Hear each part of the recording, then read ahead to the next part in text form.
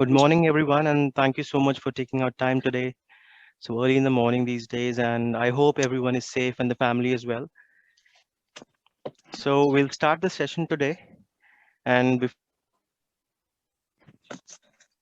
before we start, I'll quickly go ahead and introduce everyone who is there on the panel with us.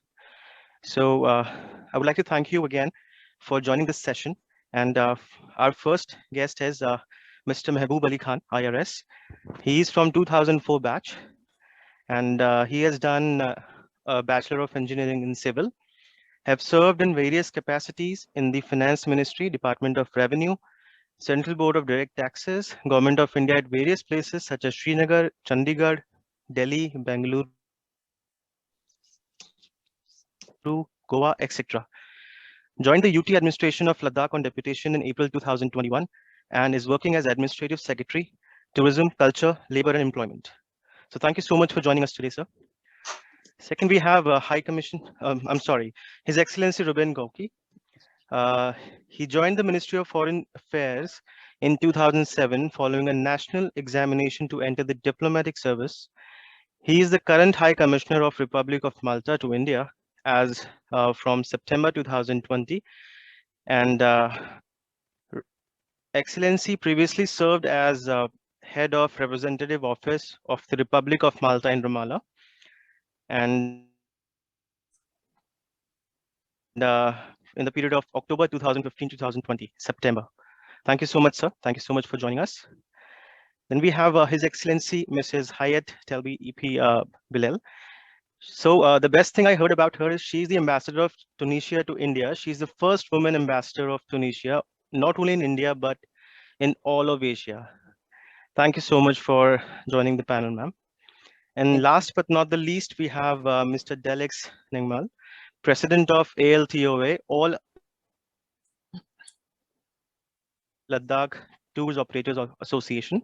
He's experienced founder with demonstrated history of work in the hospitality industry, skilled in business planning, management, marketing, strategy, designing, and social media, strong business development, professional with a postgraduate diploma in advertising and public relations, focused in advertising and public relations from Indian Institute of Mass Communication.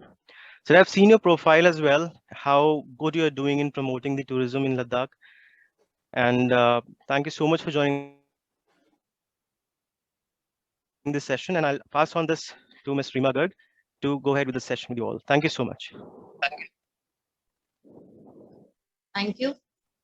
Thank you for the brief introduction of our guest speakers. I'm Reema Garg. I am associated with the Department of Women and Child Welfare, as well as I'm founder director of Abhishek Foundation and Talk. We are into social events, conferences, soft skills trainings for police or construction site workers, corporates, and on different verticals. So we are here to discuss today the rebuilding tourism. So I would start from this line. You don't have to be rich to travel well. So life is not meant to be lived in one place, right? So again, good morning, everyone, and welcome you all. Border restrictions, lockdowns, and social distancing have impacted everyone in the industry. For small tour operators to multinational hotel chain and major airlines, the most immediate and perhaps the most prolonged impact would be on travel and tourism sectors. Recovery will only be possible when international tourism returns. This requires global cooperation and evidence-based solutions so travel restrictions can be safely lifted. Because once you have tasted the taste of sky, you will forever look up. So I'm hoping after today's discussion or cooperation with from different countries like Malta and Tunisia, we may go ahead with new strategies, innovative strategies to promote tourism and whenever a little bit COVID will slow down, or I should say it would be a little bit in controlled conditions, we can go ahead with tourism once again. Host countries themselves will also need to show they are safe for tourists. Provisions may include government guarantee for private treatments as opposed to nearby impossible to get insurance for it now. Now estimates international tourism will fall by, I think, around 80% in 2020 or more than 80%, I should say. And of course, recipient countries will have to make it easier for travelers to arrive. This will mean improving visa applications processes or outright waiving them. Visa application processes maybe it can be online. And if we talk about attractiveness of India as a tourist destination, then Ladakh will be on top in the list. And Ladakh is not only known as mountains, natural beauty, lakes. In fact, it is known as spiritualism, yoga, wellness, and agriculture tourism. So many countries are keen to visit Ladakh. Ladakh is now union territory and development is going fastly over there.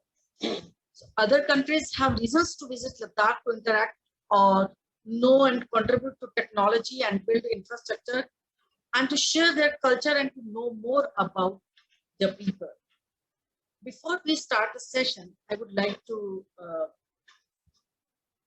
invite present excellencies today to be a country partner for the Global Tourism Conference in the month of August, maybe first week if everything will go well. And they can invite industries, their countries to take online participation to spread about their country, food, technology, art and culture. The pandemic has once again exposed structural shortcomings in the tourism system and to external shocks. There is an urgent need to diversity and strengthen the resilience of the tourism economy to better prepare for future shocks, to address long-standing structural weaknesses and encourage the digital low carbon transformations that will be essential to shift to stronger, fairer and more sustainable models of tourism development. Today, I would like to just to brief, I would like to request His Excellency Mr. Reuben, and then Excellency Tunisia Ambassador, then Mr. Mehboob Khan, and after that Mr. Deleks, to please share your views on rebuilding tourism. Later on, we have few questions for you, so we will ask few questions because it would be we have collected the questions based on the feedback of different corporates and travel associations. So we have few list of questions. We initially we just want to hear your experience or your views on rebuilding tourism. So I would like to request His Excellency Mr. Reuben, please share your views. Thank you so much. Good morning. I am Reuben Gauci, the High Commissioner of Malta in India. I've been here now for 8 months. And in these 8 months, I already feel very much at home here because of Indian hospitality, which is, if I may say so, close to none. And that shows immediately the inclination which a country like India has towards tourism. Now, I am also pleased to be to have on this online meeting the ambassador of Tunisia. As you probably know, Malta and Tunisia are neighbors. Tunisia is one of the nearest countries to Malta. And Malta, like Tunisia, we depend a lot on tourism. So you mentioned our experience, the Maltese experience, the Tunisian experience as well. The Maltese experience, we tried our best to contain the virus, first of all for ourselves and our health, but also because our economy was suffering and is still suffering because of the reduction in the number of tourists coming to Malta. In the case of Malta, which is much smaller than Tunisia, it's one of the smallest countries in the world, we are talking about 500,000 population in an area of 360 square meters. Actually, the population is small, but the population density in comparison with the land is large. It's one of, also, the population density is one of the largest in the world. So obviously that put challenges for us in relation to controlling and containing COVID-19. Prior to COVID-19, it was normal for Malta to host more than its population, twice, sometimes 3 times more of its population in tourists per year. That was our tradition. Obviously, with COVID, that excuse me, that the numbers went very. I mean, last year, especially when we, when we had the lockdown, etc., the numbers became almost nil. And I have to mention that for us, tourism is 35% of our economy, and like it's not simply those entities which are directly involved in tourism, like hotels, like coaches, you name it. But there are also in tourism also affects a lot the restaurants, even shops, even like photo shops, for instance, or any shop is affected with the lack of tourism, even a pharmacy.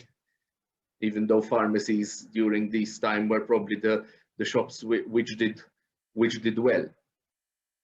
So to go back to the subject of how Malta dealt with COVID, last year incidentally, I was very happy today, just today, before this webinar, I met a nurse from Malta who came to India today to adopt. And she was very pleased to tell me that thankfully the Maltese government did almost nil mistakes in taking care of, in fighting the virus. As I said, having a small population is like a knife with 2 edges. On one side, it's good to control the virus. But on the other side, when you have a small population, but dense in an even smaller place than the population itself, then that also poses a challenge. It poses, and also the fact that we are an island, to import certain medicines, certain medical equipment, I can say it was not easy. I remember it was mentioned in my CV that I used to be the Maltese representative in Ramallah, in Palestine.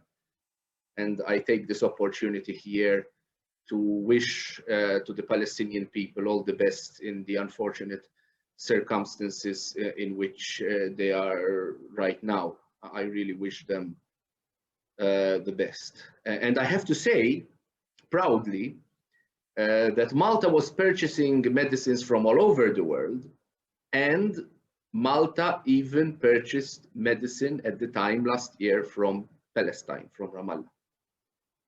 So obviously one of the fights that Malta had was in buying medicine, in buying all that could be bought in order to save our population from COVID. In summer, actually, tourism, last summer, I mean, tourism excuse me, tourism did did relatively well, but then unfortunately the pandemic hit again. So in March, last March, we had a wave again, and we dealt with it via a lockdown. It was a very tough one. Thankfully, now we are getting out of it. And talking about medical equipment, I am very happy to say that Malta has donated till now 20 oxygen concentrators to an Indian hospital here in New Delhi, the Holy Family Hospital. But that is not enough. I mean, obviously, you may think the numbers are small, but please always compare to the size of our population. So we are happy to try and assist our Indian sisters and brothers as much as we can. As I said, we have just received here in India, the High Commission has received, and we have already given 20 oxygen concentrators, but that's not enough. I am working with my capital as we speak. I am writing emails as we speak with my capital for our government to send more medical equipment to India. And I am very honored that I am serving as a conduit of such aid from Malta to India. It's also appreciated that India did a lot before this crisis. I mean, during COVID, but before this crisis, even India did a lot to its neighboring countries and beyond. And this is all related to, I mean, when we speak about hospitality, if you think of it, we speak about hospitality. Hospitality is not just tourism, right? Even the health profession, even the health industry is all about hospitality. I mean, if you don't receive hospitality in a hospital, that's where the word came from.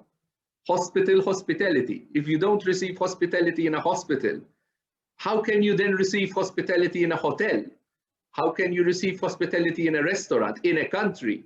It all starts from people being treated well in a hospital. I also here have to thank India for the way it treated a Maltese national who had COVID here last month. Unfortunately, very unfortunately, this person passed away when he was on the plane ready to go to Malta.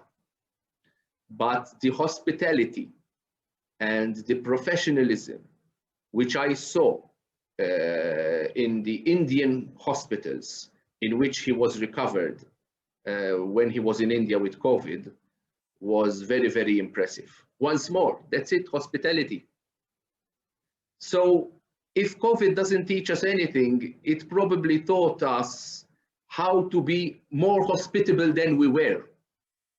And once hopefully the pandemic is over or the numbers go down and tourism starts again in large numbers, hospitality is what we will have and is what people will be giving to each other. Thank you very much.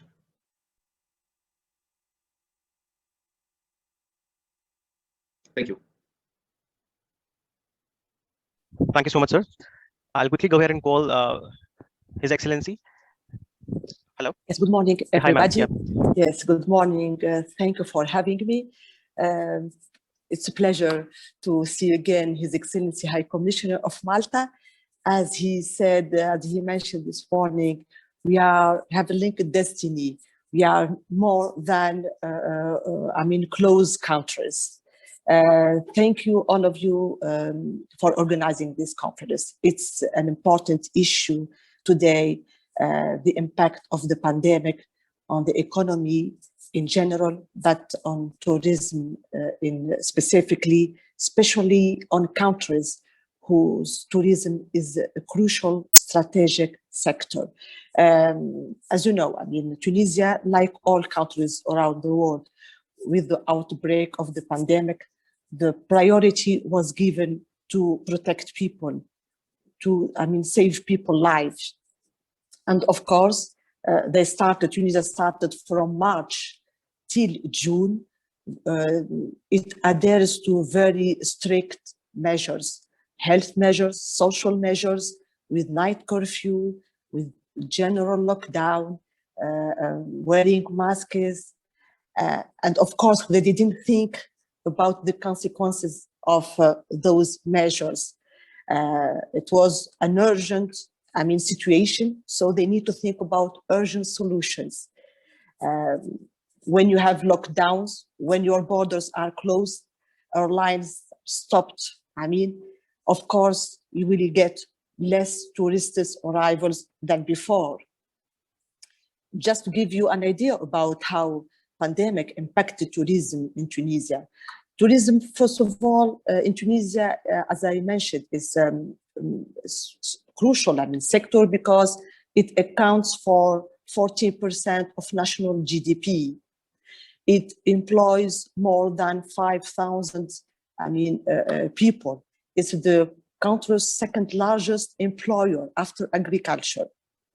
Of course, tourism provides the national economy with foreign currency. Just to give you an idea, in 2019, when we had an exceptional tourism year, we received 9 million visitors in 2019. And we were so happy because we recovered from many years of social unrest, of, morosity of the economy. And you say, okay, finally, we will, recover. In 2019, for example, the foreign currency reserves increased to $2.5 billion, 46% higher than 2018. Imagine how it's important for us. But unfortunately, as I mentioned, when the borders were closed with the tough lockdowns, then we have very bad drop of tourist arrivals. For example, till last October, the tourist revenues dropped by 62% compared to the same period in 2018 and 2019 also, which represent almost $746 million. Up to 10,000 of jobs are at risk, namely, of course, women, in rural communities, and also young population. Tunisian Federation of Hotellery, they mentioned that 41% of hotels closed their doors permanently. It's something incredible. Of course, then when they opened the borders in June, unfortunately, Tunisian government was thinking that we will have more tourists, but no, we got more Tunisians coming back to see their families, to enjoy summer in Tunisia. And at that time, PCR test, for example, or vaccination was not really recommended or mandatory, let's say. So when they come back to Tunisia, we used to have only one case a day, only 5, dead persons. And then unfortunately, the real outbreak of the pandemic in Tunisia started in summer, in July or August like this. Unfortunately, now just to give you an idea about how is difficult the situation, we have till now 1,693 cumulative number of deaths in Tunisia. It's a big number if you compare it to the Tunisian population. It's only 12 million population. We have 355,000 cumulative number of confirmed cases now. Of course, we have also 285,000 recovered persons. Now the government is really working in order on 2 tracks, how really to limit, to curtail the spread of the pandemic, and at the same time, not to harm the sector, since it's suffering, I mean, since last year. In my point of view, we have maybe two strategy to follow. Maybe the short-term strategy, which is vaccination. Vaccination, I mean, all around the world, we have really to go through a massive vaccination in order to, as I said, to curtail the spread of the pandemic, but also at the same time to let countries open the doors to borders to welcome tourists without really being afraid to get contaminated, and also to let, I mean, the tourists get more confidence. Tunisia started also its vaccination late. You know, the demand of vaccination, I mean, it's very enormous all around the world. Unfortunately, we are not a country that it produces vaccination, but it's not as good as India. I know India did really very well with producing a vaccination and with also helping other countries by providing them with vaccines and medicines. Tunisia was waiting until getting vaccination, but now we started vaccinate our population. Till April, 200,000 people were vaccinated. We are targeting 3 million by July, next July, which represent the fourth of the population. Of course, there are other measures, before entering the country, as you know, all of you, which are measures, common measures used by other countries, like, PCR negative test before entering or past vaccination.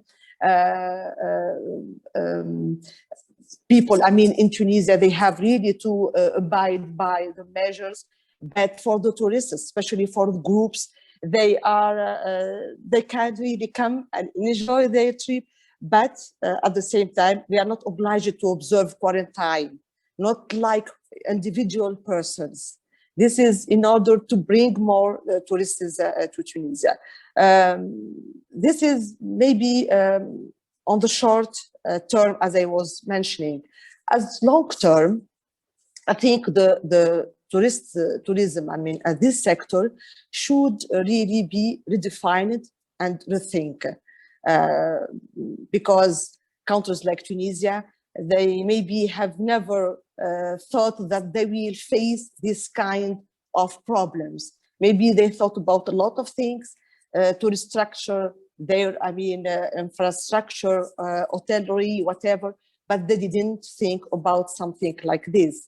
And country like Tunisia, for example, it was relying and invested a lot on mass model tourism. And this was maybe one of the fault, because when you invest about this model, you aim to get more tourists, more numbers of tourists, more numbers of beds per night. Of course, you will have crowded people in all-inclusive hotels, crowded swimming pool, crowded restaurants. But now, with the outbreak of the pandemic, people will be unwilling really to go to this kind of hotels, to enjoy this kind of tourism. They will maybe prefer outdoors tourism, to enjoy maybe ecological tourism, maybe to go into rural, areas in Tunisia, and which of course will help, those region in order to cope with the regional disparity, which is one of the problems and difficulties in Tunisia. So domestic also tourism, because I was mentioning we were just fixing and thinking to bring more tourists from abroad, from Europe, from Arab countries, from Asia, but we didn't work on the domestic tourism. Imagine if this issue was really well organized in Tunisia. With the closing of borders, I'm sure that at least the tourism will take benefit from Tunisians who will be willing to enjoy their tourism inside the country rather than to go abroad. So this is also one of the issue that maybe countries, and I'm talking of course about Tunisia, has to work on it. So I think we have to rebuild, to rethink, to see what kind of strategy we have really to follow in order to cope with this kind of problems. Because now, okay, the pandemic, we have vaccination and I hope it will work. But now with the new variant, with the new mutation of the virus, sometimes scientists, they are talking about maybe more other viruses in the future. I think we have to work, to see and to sit down and to think, clearly about restructuring of the sector. Health tourism also, as my brother and friend, His Excellency High Commissioner of Malta, it's very, very important issue. Health tourism, thalassotherapy, thermic, tourism. It's really a very promising sector. Tunisia has started already to work on this. Actually, we are the second thalassotherapy destination in the world after France, of course. So I think there are a lot of ideas, and we think we have to think out of the box. We have also to think together. We have maybe to organize, more conferences, like we are having this conference today, but maybe on the international level, and to see what really to do in the future. This is maybe another view, but of course I welcome all questions and all remarks, and thank you so much again. Thank you, thank you, thank you, His Excellency. Now I would like to invite Mr. Khan, Mr. Mehboob Ali Khan, but firstly I would like to share that I met Mr. Khan the day he has joined Ladakh Union Territory office. So on his, if I'm not wrong, it was his first day of joining, and I met him there. And on first day, usually officials are in different mood, in different, in different, so many things to take over the things, or I should say to understand the scenario, the processes. But on that day also, he met with me and discussed in detail more than half an hour, and very patiently.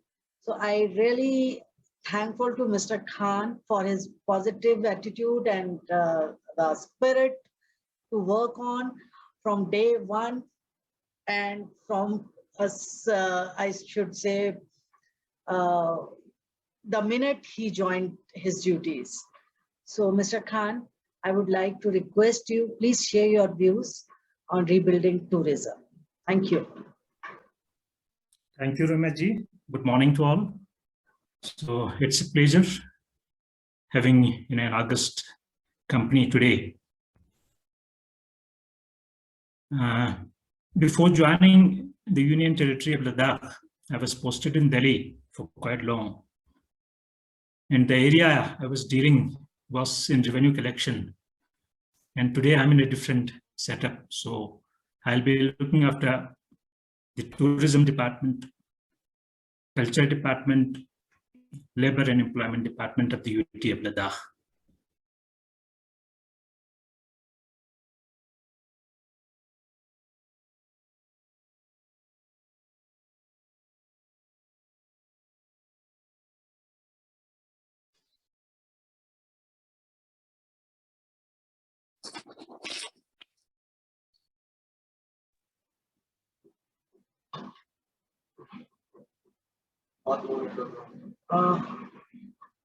Mr. Khan, if you can off your video, I think that network would be better then. You just try to off your video and then.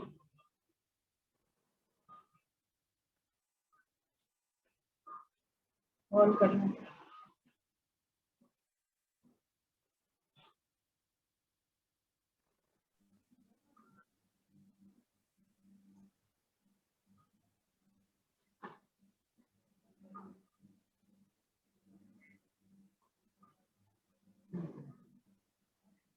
Yes. There was a fluctuation in the net connectivity, so this is an issue. Ladakh has been a very mysterious land for many. So Ladakh is known as the roof of India, the northernmost tip of India, you can say. Ladakh has a huge geographical area, and the scattered population which Ladakh has is very less. If you say per square kilometers, it is around 4.6. There are enormous opportunities, especially for tourism in Ladakh. Ladakh has been an attraction for tourists, mainly for foreigners, quite almost till 10 years back, or 15 years back, you can say. So after that, Ladakh became a hotspot of tourists for domestic tourists from our own states, from India. And now the incoming tourists from foreign countries constitute only a minuscule 15% of the total tourist inflow in Ladakh. Ladakh has been doing very well in terms of tourists coming to Ladakh, and tourism-related infrastructure was also flourishing. People were benefiting. But the only drawback Ladakh has is Ladakh has a very small window for tourism. Ladakh, the tourism season, if we divide, it is mainly from May to September. The domestic tourists normally come. There is one reason for that also. Most of India, we have summer vacations in the month of May and June. So that is how the families, the tourists coming from various states in India, they plan their tour in these months. Ladakh's elevation, if we say geographically, it's a very harsh area. It's a cold desert. Ladakh's minimum elevation, you will have around 8,000 feet, and the maximum elevation is around 25,000 feet. So Ladakh has a lot of potential for adventure tourism. Ladakh has diverse cultures, a very unique form of Buddhism, that is Tibetan Buddhism. We have monasteries. We have high altitude lakes. We have borders with the People's Republic of China and Pakistan. We have valleys along the rivers. These valleys are fertile valleys at lower elevations, and at higher elevations, people have a very different kind of lifestyle, a very difficult lifestyle. So when I joined the tourism department, Reema ji was the first person I think I met. Ladakh, that day I had just joined and I was given the tourism department. So she came with the proposal. I was very keen to know because she is very keen to have an event in Ladakh. So, but unfortunately, because of the pandemic, that could not happen now. So maybe later on, if it improves the COVID situation, we can have it in Leh. Having said this, I have been going through the data which I have in my office. I was surprised to see that the tourist inflow in Ladakh, almost till 2019 was more than the population of Ladakh. So this indicates that, yes, people were busy in tourism. Entrepreneurs had a chance to explore the tour and hospitality and travel, this industry. But unfortunately, 2020, when the pandemic happened in India, that figure has almost come to hardly, I will not say nil, but yes, around 1% or 2%. So that is very alarming. The tourism industry is a very capital intensive industry. So it's very hard for the people, those who are working in the tourism industry. And winter, when I was in Delhi, the pandemic situation was good. It was improving, and I, as a Ladakhi, was expecting that this summer would be a good summer for the tourism industry in Ladakh. But by the time I left Delhi, that was around mid-April, the pandemic had again picked up. And when I came to Ladakh, the flight by which I came from Delhi, it was full. But the passengers who were in the flight were not tourists. They were all almost laborers. And mostly Ladakhis coming back from Delhi and other places of India. March, tourism had picked up in Ladakh to a certain extent. Those adventure tourists, they come to enjoy snow, to go around places, biking, cycling. But by April, that has again come down almost to nil. And because the window in Ladakh for tourism is very limited, so May to September, our expectation this year is not high. But still, in the department, we are trying to explore avenues that how we improve the tourist inflow once the pandemic subsides. Nowadays, we have a lockdown in Ladakh. The number of flights have come down. People coming into Ladakh is almost hardly 10% of what it used to be in March. So it's a hard time for everyone.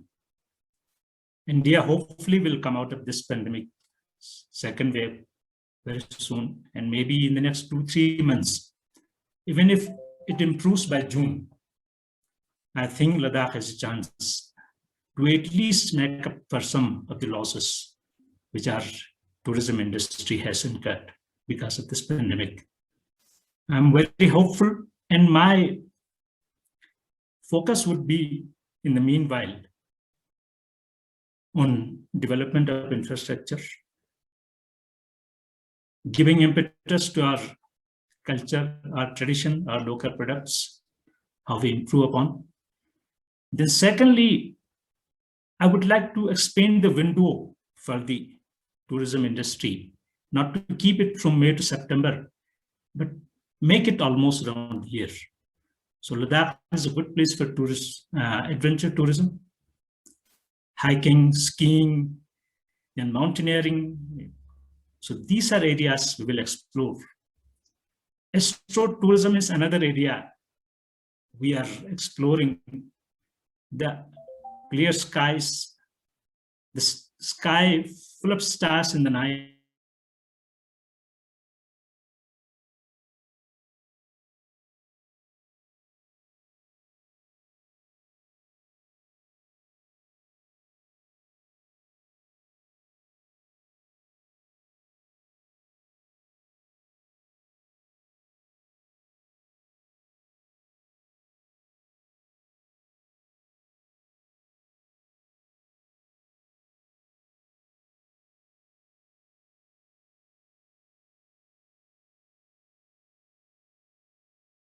that by May,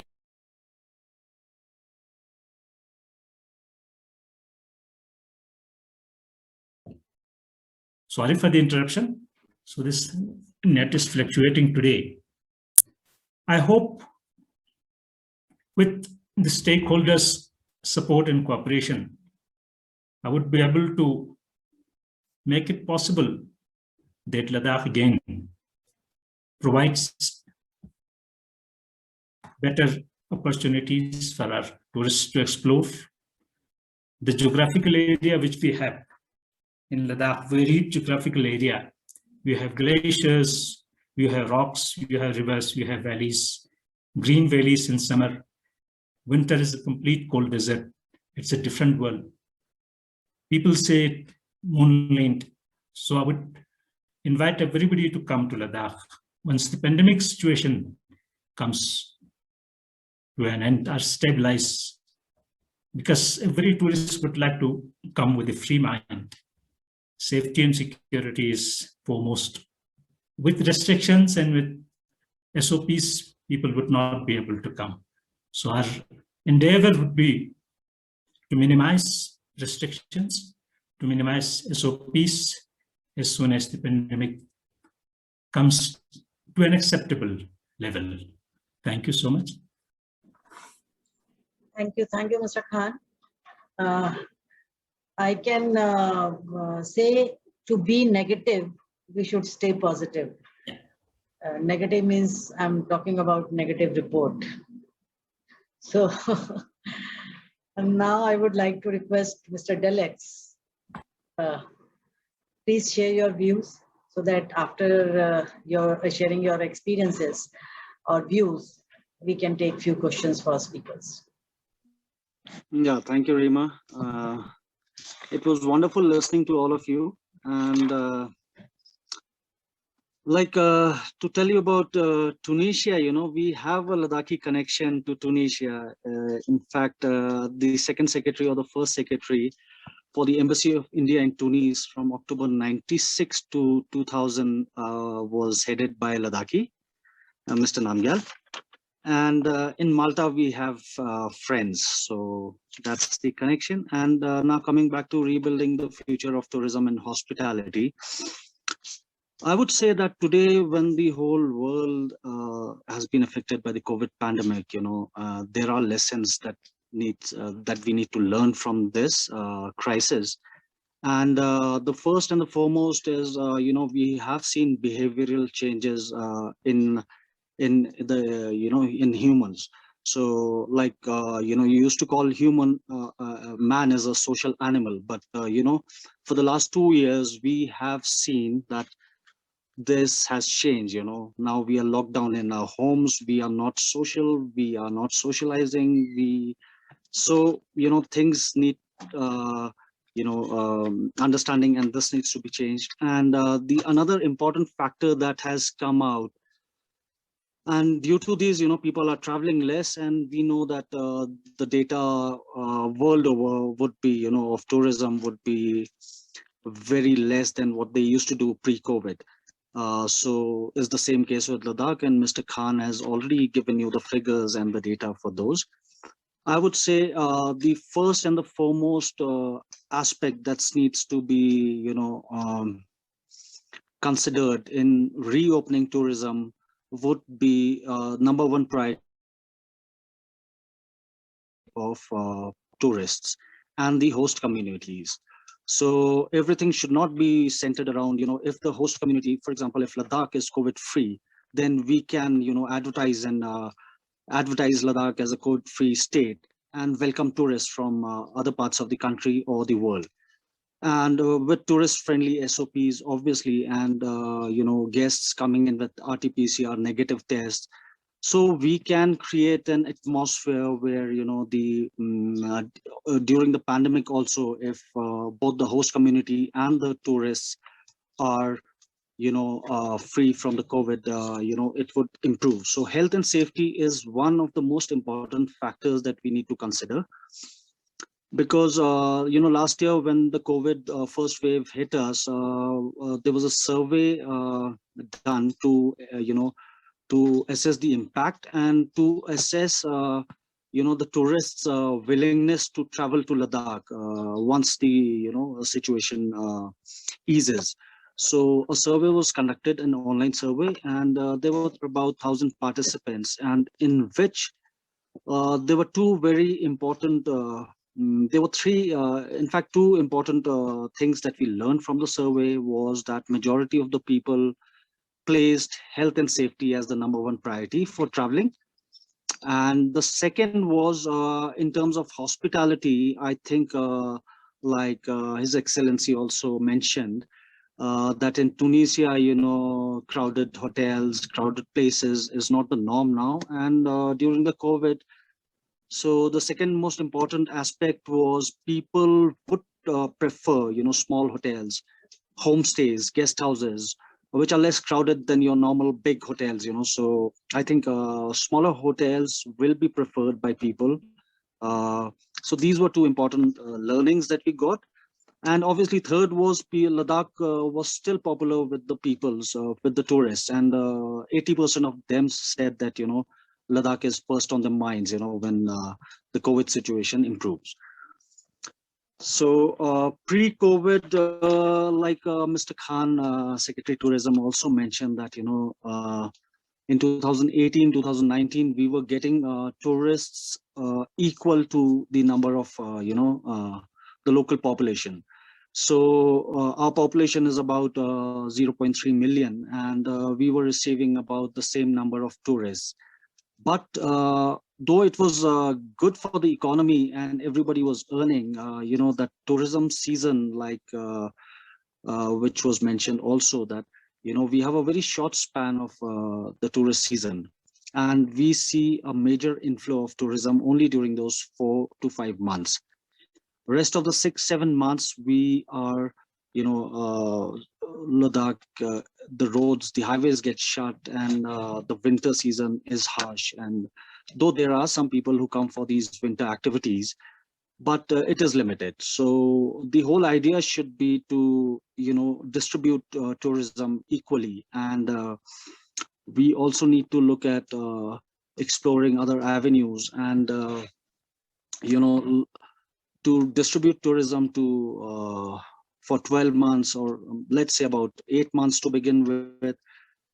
And because what had happened during those 4 or 5 months of the peak tourist season, the summer season, we were experiencing this. There was a growing term in the world for the last 3 to 4 years. There's a term called over-tourism. Over-tourism is something that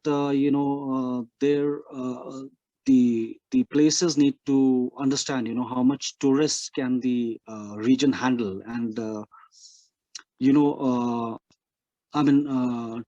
tourism should not put stress on the economy, on the region, the ecology, and all the aspects of life. For example, Leh, when you see during the peak tourist summer season, there are long queues for traffic jams, roads get choked, and so this unnecessarily puts stress on the local community first, and it's a stress on nature, it's a stress, Ladakh, with the amount of hotels that there are and the number of tourists there are, it puts a stress on the ecology and water resources and everything. So yes, we need to find out a way to balance this. And I think somehow, tourism was in Ladakh, Ladakh has never had a tourism policy, though it was part of erstwhile state of Jammu and Kashmir 2 years, about 1.5 years back. The state did not have a tourism policy. So the tourism industry was like an unguided missile, and there was no control. But yes, we need to, I think it is paramount to work on a vision, which I think the department is working on. And there are some recommendations that the tourism stakeholders will provide. Plus, apart from the vision document, we should know, we should work immediately on creating a tourism policy. and to create, you know, a roadmap for the tourism industry of Ladakh. So also, you know, COVID has given us another important learning that, you know, you have to coexist with nature and biodiversity. We cannot, you know, destroy our fragile ecosystem, you know. Now, in the name of, you know, development, you know, where, you know, the whole model of development, I feel, stresses upon the need that economy is the #1 priority. We all understand that money is important, but you know, world over, if you see the trends now, due to global warming, climate change, and you know, the COVID pandemic crisis, or any sort of, you know, natural calamities, the nations are spending more on disasters these days. Floods, be it you know, wildfires we've seen in the last 2 years all across the world, in the Amazon, in Australia. So I guess, you know, development should consider environment as the #1, you know, priority. And development should not only mean building infrastructure. I mean, development should also mean conserving the natural heritage.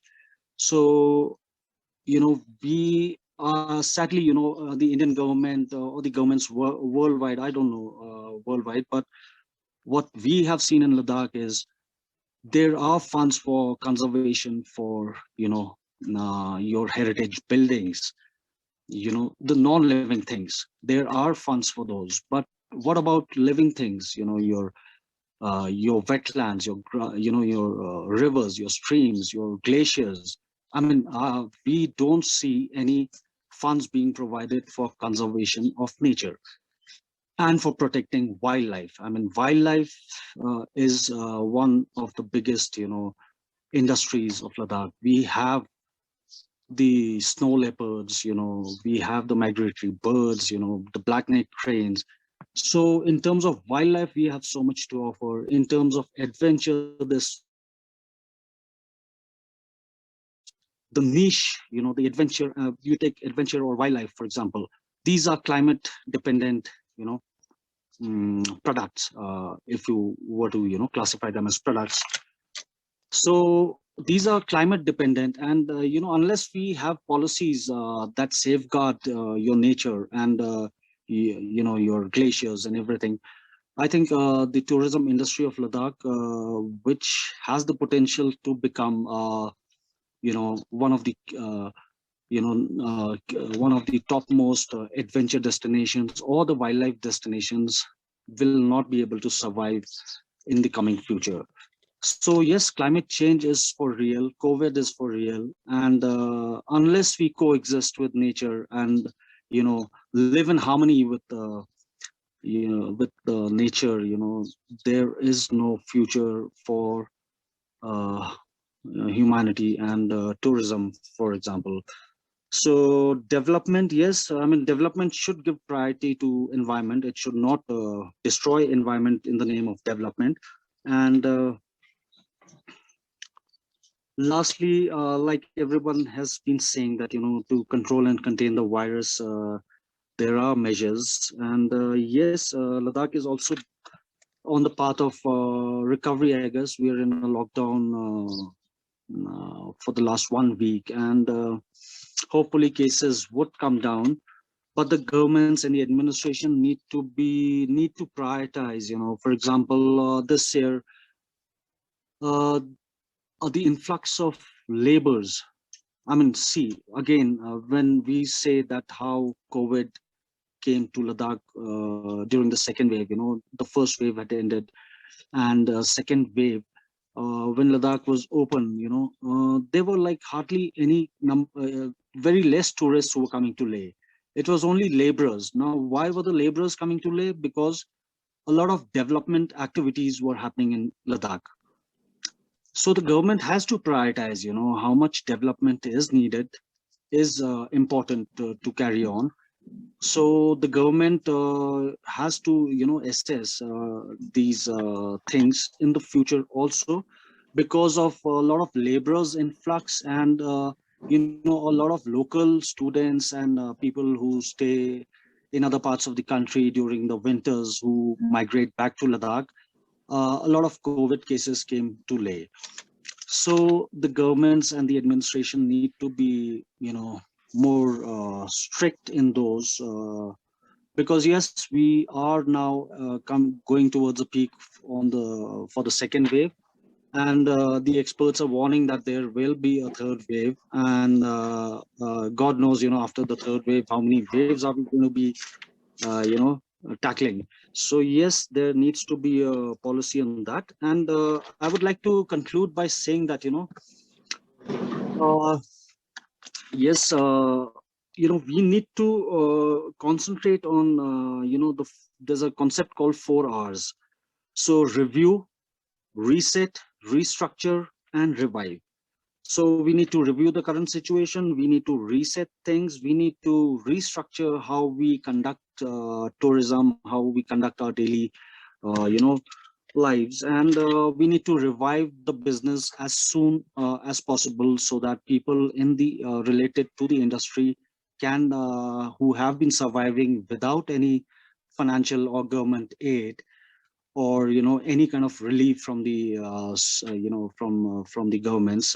We have been surviving, but and this is the second year, so it's getting really tough for the industry to survive, and the industry is on the verge of collapse if people who run the governments do not think about the industry. Tourism will collapse.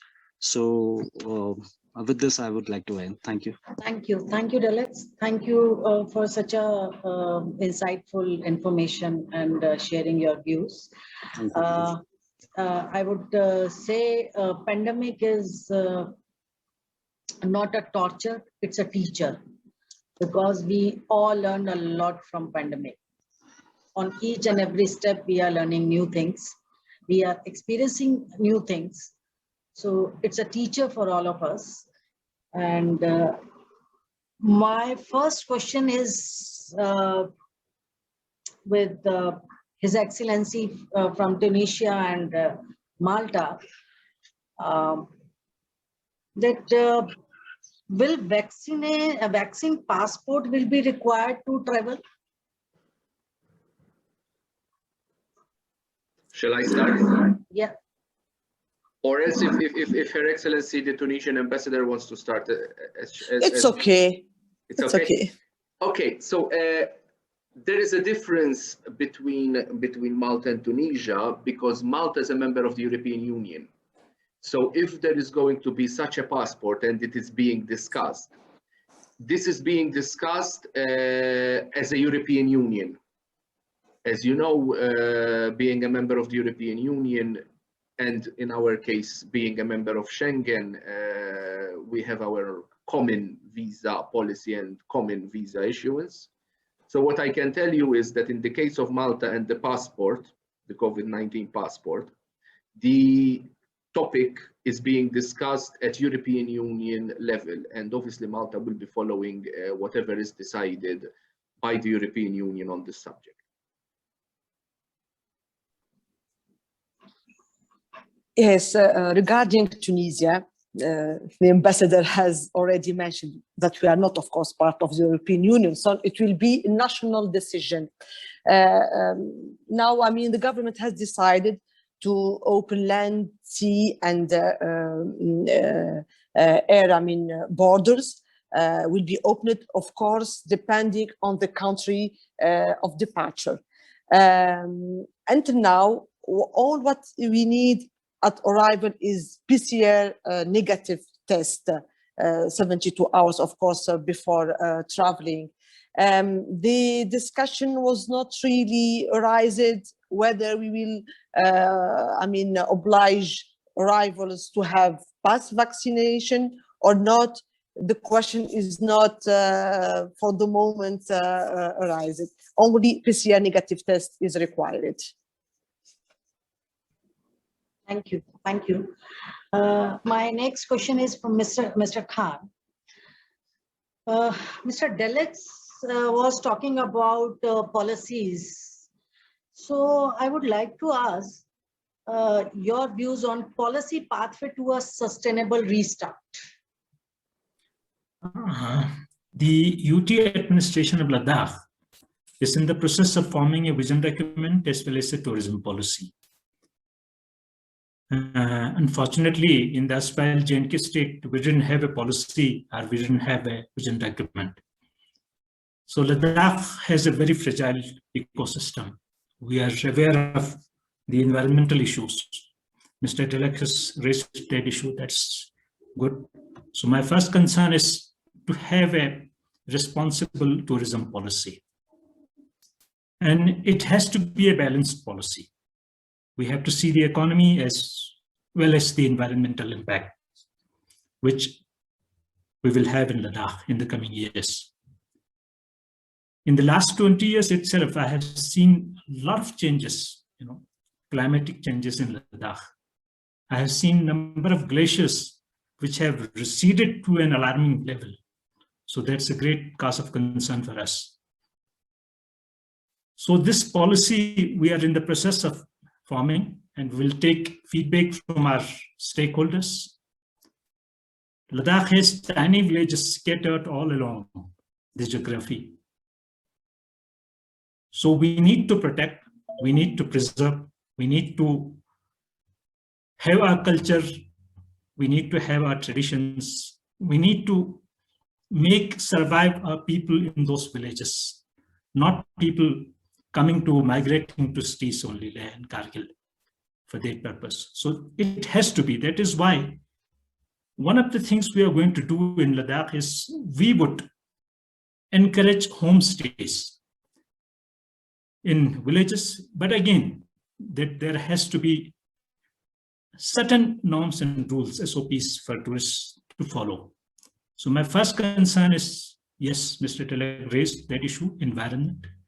It has to be an environment-friendly, eco-friendly tourism. And towards that, so we will have a policy, we will have a vision, and we will have certainly feedback from the stakeholders. Yes. Thank you, sir.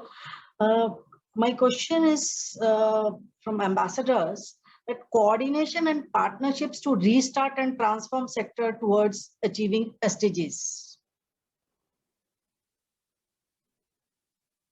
related to tourism.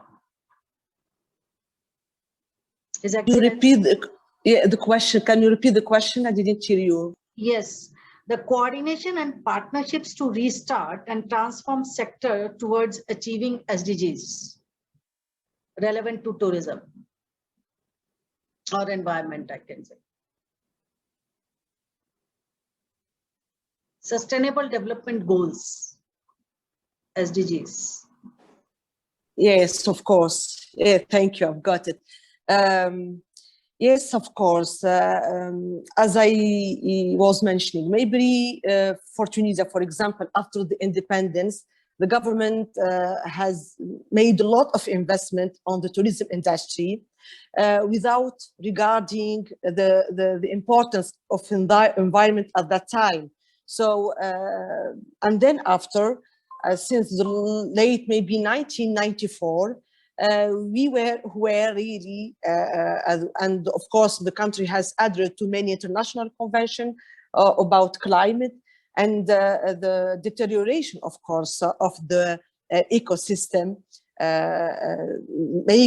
bring more awareness about the importance of sustainability. That's why now we are talking about ecotourism, which make a balance between sustainability, environment protection, green, of course, tourism.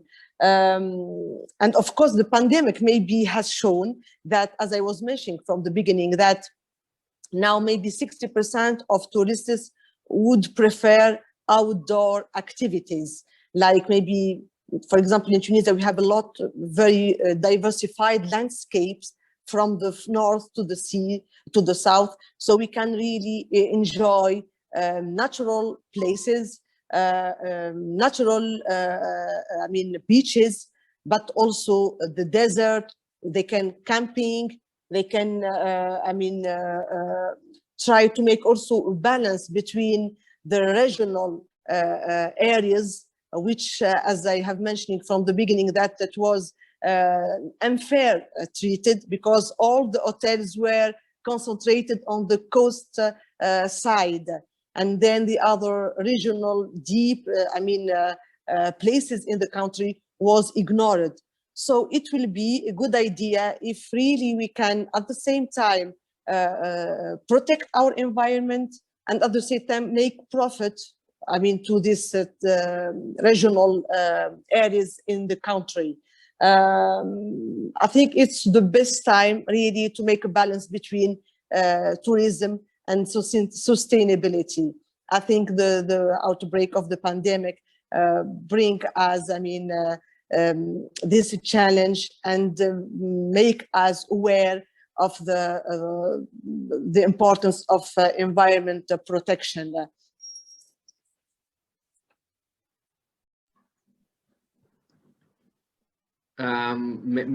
So, if I may,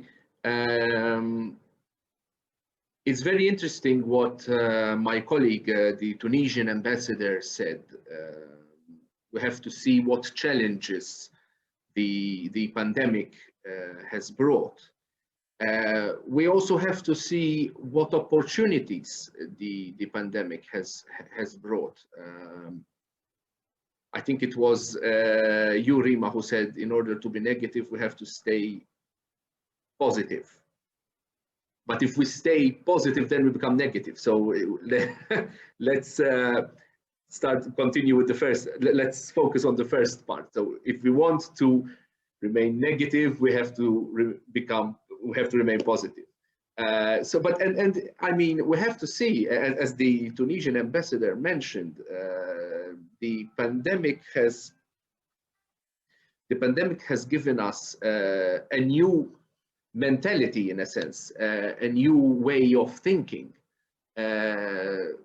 outside the box. So, like, for instance, we can have new kinds of tourism, tourism related more to outdoor places, which are usually not frequented by tourists, can become interesting for tourists now. Now, in the case of my country, Malta, the country is very, very small. So everywhere was frequented by tourists. But in the case of larger countries like Tunisia, like India, etc., it would be very, very interesting to see new places become interesting for tourists, thanks to the pandemic, because of the new thinking brought about by the pandemic. Obviously, it's very important, sustainable development goals.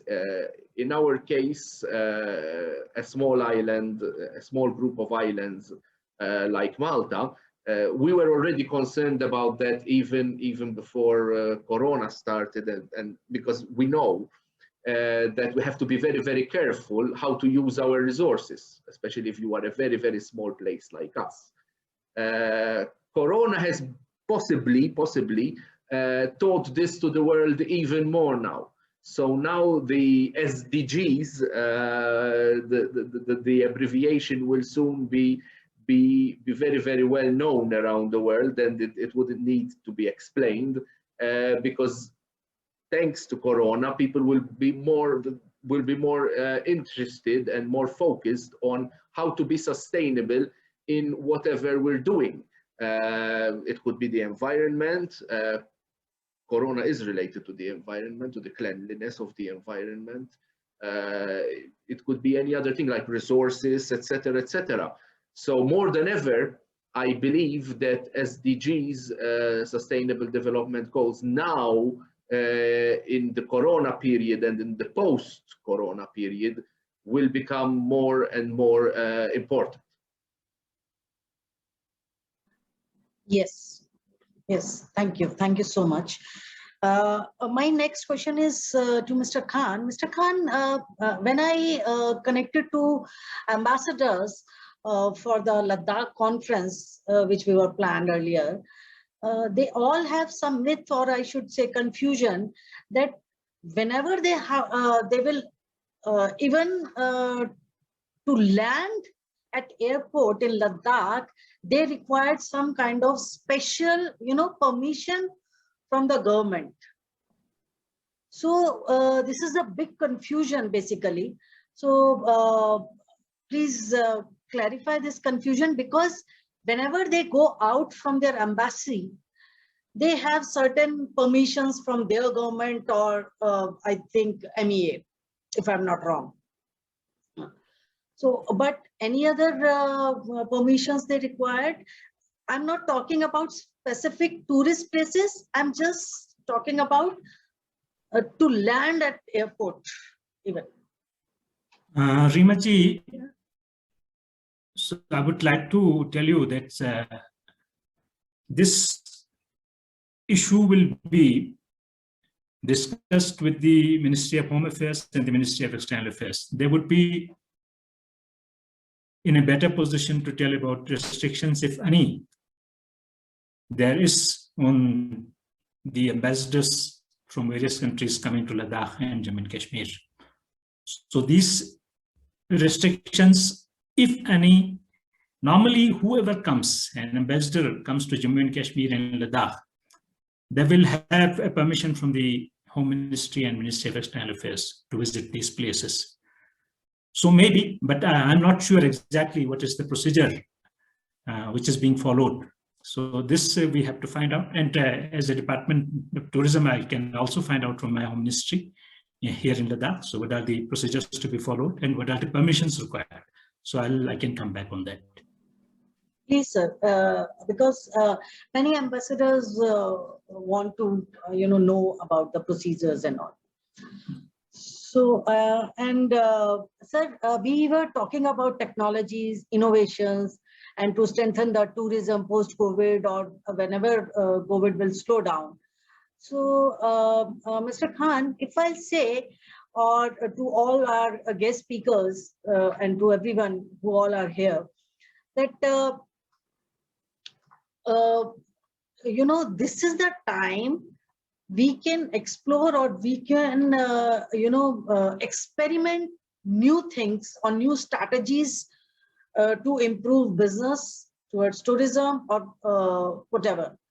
Because otherwise, before 2019, as you were saying, there were a lot of, tourists visited over in Ladakh or everywhere. So nobody has time to, explore new things or innovate new things. But in my point of view, we may utilize this period to gather different countries through online to our portal or to our, platform, to know about different cities or different areas of India or their countries, so that we can, transfer or we can interact about their culture, or they may know about our culture, about our people. And I think this is the best time to do this kind of homework, so that we can gather as many countries online. And government may part of course, without government, nothing is possible and nothing will, I should say, a result will come out or with outcome. So whatever we want to plan and we want to have, of course, for outcome, for betterment, and to promote tourism. So I think we should use this time to innovate new strategies and use the technology in a better way to gather maximum countries and to promote our, Ladakh or India. What do you say, sir? Mr. Khan. Reema ji, so Ladakh, now we are UT since 2019. So we are in the process of now developing a website for our tourism department. So we would like to engage with the tourism industry, not only in India, but throughout the world. So exploring new areas and how to get tourists to come. So the pandemic is a big hindrance. So unless and until it subsides, tourists will not come. So that is the concept of homestays where we developed this in Ladakh. So we want the tourists to go to our villages, see our culture, see our traditions, see our food habits, see how people live in difficult conditions, see how people are living at 15,000 feet of elevation, and how in those small valleys they enjoy their life. So that is how we want to explore Ladakh. Otherwise, there are few circuits, tourists, few places, known places where the tourists come and go. That is how they choke these places. So we want to spread it over. But again, there has to be a limit. Tourists going to a village again has to have a limit, because we do not want to spoil the ecology and environment of our villages. So we would like to explore that, and we can engage with any organization for that purpose. If anyone comes forward during this pandemic period to spread this, how to get to more people across the world, so we will be more than happy to do that. Great, sir, great. I'm there for that. Yeah. Thank you. So one more question is for you, and then I'll ask one question from Deleks and ambassadors. A few ambassadors had one more, confusion that because whenever we called you on phone, you or whomsoever in Ladakh official, on Truecaller, it shows Jammu and Kashmir, right? So because when I interacted with Travel Association and Hotel Association, they told me that there is a myth, still there is a myth that Ladakh is a part of J&K, which is not, right? But whenever we call you here in Ladakh, the Ladakh-based people, on Truecaller it shows Jammu and Kashmir. So the confusion is there only. Reema ji, this confusion is because earlier we were part of the Jammu and Kashmir state, and the telecommunication circle is Jammu and Kashmir still. So then we need to sit with the telecommunication, companies, and then we have to say we have to have a separate circle for Ladakh. Then only Ladakh will be shown, and otherwise Jammu and Kashmir will keep on appearing. But this is the point we have to clarify to some ambassadors. Actually, they are still in confusion. So we will talk to the telecommunication circle. So we want to have a separate circle for Ladakh, so that Ladakh will appear then Jammu and Kashmir will not come. Yes. Because otherwise it was part of Jammu and Kashmir, and the telecommunication companies had their registered offices or their headquarters in Srinagar or Jammu. So that's why how it was Jammu and Kashmir and not Ladakh. Okay. So my next question is from Deleks. There is a way to build back better and reshape how we travel. Actually, I'm planning to visit Ladakh for my official reasons, but I'm literally scared. I'm not, make up my mind. Even if I want to visit for work purpose, I have to visit for my further police training proposals and all. In each and every weather conditions, I have visited Ladakh, but now I'm not, have courage to plan even. So Deleks, as a president of All India Tours Operation, what do you suggest, and what are your plans, or what are your, what are steps you are taking post-COVID or whenever it will be slowed down? Yeah, Reema, thanks. So like everybody has been stressing upon the fact, and it is true in the case of Ladakh also, the outdoors. COVID is, we've seen, the indoor conditions are the worst for COVID, for the spread. So experts also say that, outdoors are the safest places. And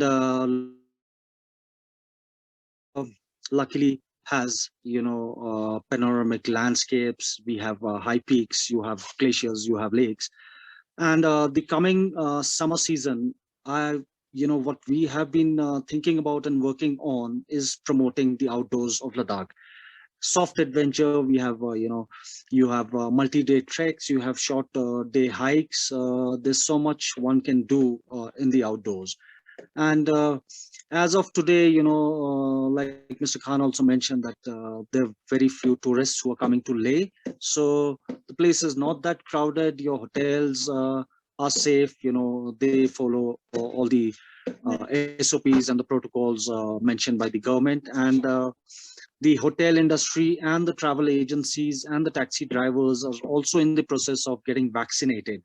So once all these tourism players are vaccinated, the health and safety aspects would then be highlighted through advertisements. And, hopefully by then the number of cases in Ladakh would come down. And then, the tourism department and the stakeholders can advertise on social media and on the national dailies if required that Ladakh is open and we are COVID free. And, with certain tourist-friendly SOPs, we can welcome tourists back for the outdoors and adventures. I think that is the way to go. Thank you. Yeah. Thank you, Deleks. Now, I would like to request our ambassadors, Mr. Reuben and Tunisia ambassador. Please share your concluded words. Shall I start? Yes. Okay.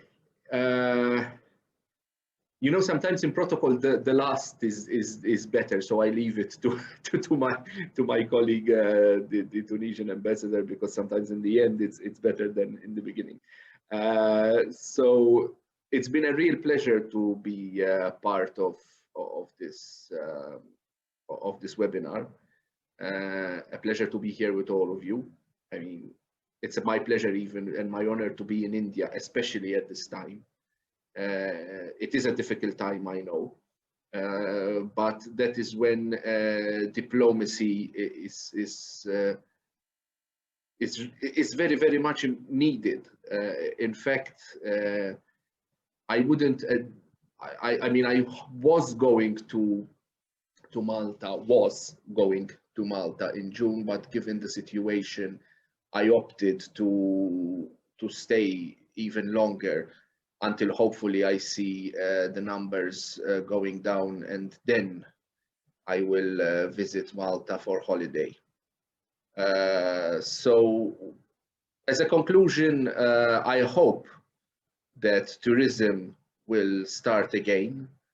I am looking forward to even work with, I mean, I used to enjoy in my previous postings working by bringing Maltese artists, and I even have some ideas as well, not just artists, cooks, whatever, because this is part of the hospitality mentality. And I'm looking forward for a lot of cultural diplomacy once Corona is finished.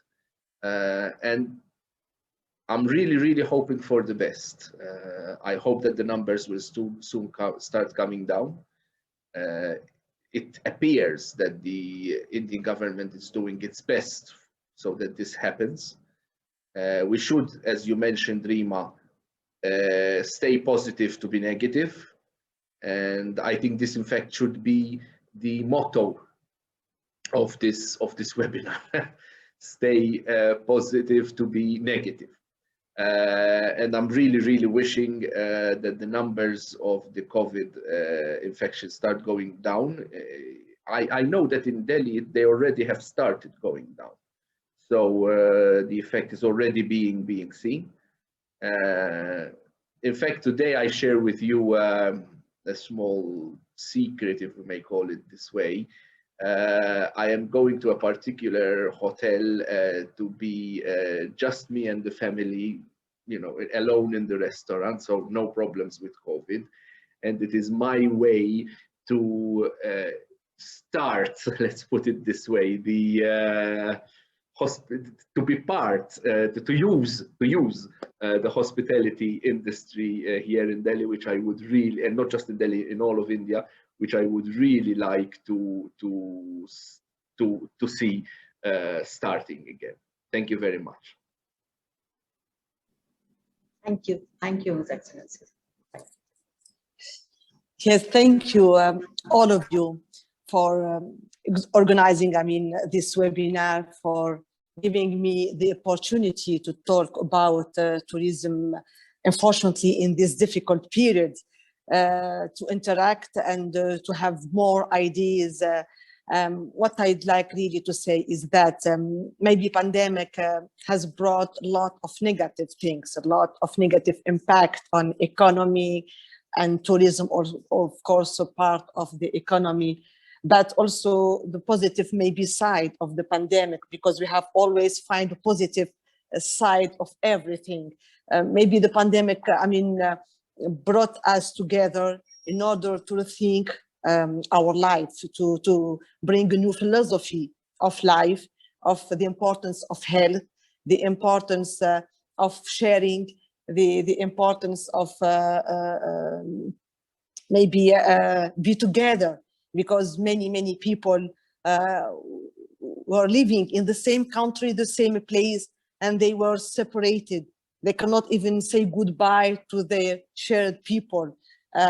Maybe pandemic also reconnected us with the nature, the importance of environment. Maybe it's high time to readjust our behavior regarding nature, regarding environment, regarding our social interaction. I think maybe it's a good also think about the pandemic. Hope that all of us, all countries all around the world, in India, in Tunisia, in Malta, everywhere, would recover, really, from this pandemic, but we should really learn for the lessons from the pandemic. Wish you, all of you, to be really safe and happy. And I hope the next time maybe we will meet physically. I hope we will have the possibility and the opportunity to organize a very important manifestation here in India. We have a lot of things to show really to Indian, people. I hope also that one day also, arrivals from India, tourists from India will be, the number will be much more bigger, because we still really don't have very important, numbers of Indian visiting Tunisia. I know both countries are far away, so far away from each other, but maybe it's my duty here in India in order to promote the image of Tunisia, to promote also the image of India in Tunisia, and to bring people very close together. Thank you so much for this opportunity, and hope you all the best, and be safe, please. Thank you so much. Thank you, His Excellency. Mr. Khan, please, your concluded word. Thank you, Reema ji. So since I have joined almost now a month into tourism in Ladakh, so I'm still in the process of understanding the industry and how to make tourism again happen after the pandemic subsides. And the world over, if we see, the tourism industry has suffered immensely, and Ladakh is not an exception also. But at the same time, I have hope that this industry will come up and make progress in the coming times. My only concern is that Ladakh being a new UT, we have an opportunity to make tourism happen in a balanced manner. And for that, we need to have a vision how tourism industry should go on in Ladakh. We need to have a policy, what policies we should follow, and how tourism should be encouraged, and how people's livelihoods should be improved through the inflow of tourists in Ladakh. So it is time, we have some time to think over because of the pandemic, since almost the tourism industry has come to a standstill throughout. And maybe in these 1 or 2 months, we can have further discussions, and we can have brainstorming sessions. Then we come up with new innovative ideas, how to make tourism attractive, how to make tourism a source of enjoyment, happiness. I wish that everybody comes to Ladakh with a positive mind. Ladakh, as far as the pandemic is concerned, is comparatively safer. So compared to Delhi, Mumbai, Maharashtra, you see Bangalore nowadays. So compared to bigger cities, Ladakh is very, very safe.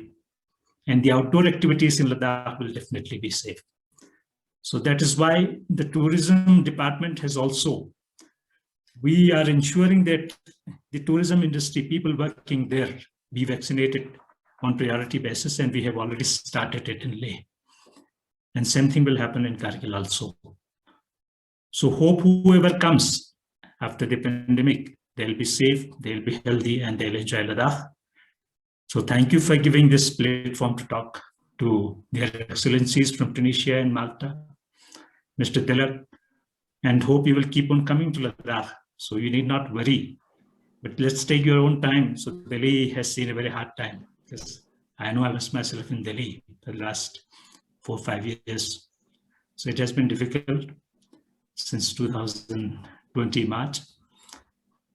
But life must go on, and it will go on, and we'll be positive, and we will have a bright future ahead. Thank you so much. Thank you, Mr. Khan. I can see Mr. Anis here. Mr. Anis, can you say one sentence, please? First of all, good morning. Thank you very much for conducting such a webinar, Madam Reema Garg, Secretary Tourism, both the ambassadors. Right now we are locked down, but we are not knocked down. Okay, we'll bounce back, inshallah. Thank you very much. Great spirit. Yeah. As I can end with that, we should follow TLG. You know, travel, learn, grow, and yeah. This I learned from Deleks. Because every trip is lived 3 times. When you dream of it, when you go, and when you remember it. So experience, travel, these are an education in themselves, right? So I would like to say thank you. Mr. Deleks, you want to say something? You want to conclude? You are, please unmute yourself. So thank you for such a wonderful session. It was really, interesting to talk and listen to, the ambassadors.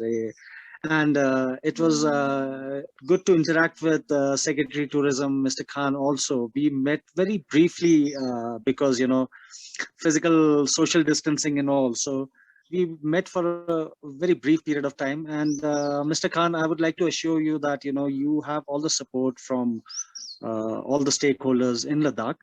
And together we shall overcome this crisis, and, Ladakh will happen once again. Yes. Thank you, sir. Thank you. And I can ensure you to all of you, to all our ambassadors, Mr. Khan and the Hotel and Travel Tours and Travel Association, that not for business purpose only. From last 1.5 years, I'm visiting Ladakh for different reasons, for work of course, and I visited many places. I really love Ladakh and want to promote by heart, and I'm there to propose you innovative ideas how we can go ahead in the digitization world, because in my point of view, we should utilize this time, this pandemic time, this lockdown time fully. We should utilize this time fully, and we should promote our tourism, Indian tourism, and the partnership and coordination and collaborations with different countries in different ways, and we can, very well do this time.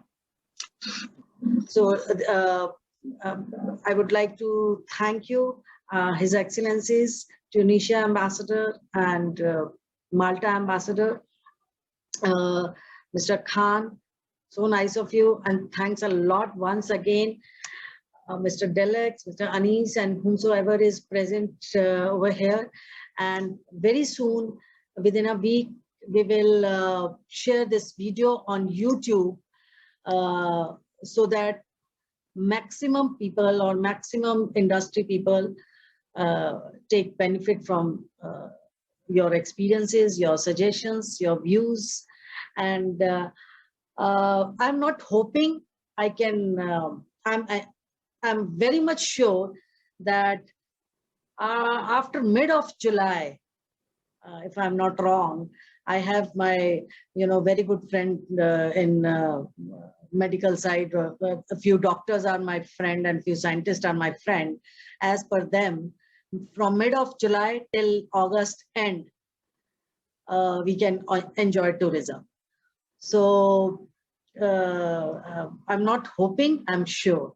So we'll definitely meet physically in any part of India to promote tourism, to see beauty of Ladakh, and to meet physically each other and to greet. Thank you so much. So for all of us, God bless us, stay safe, stay healthy, and live life fully. Thank you so much.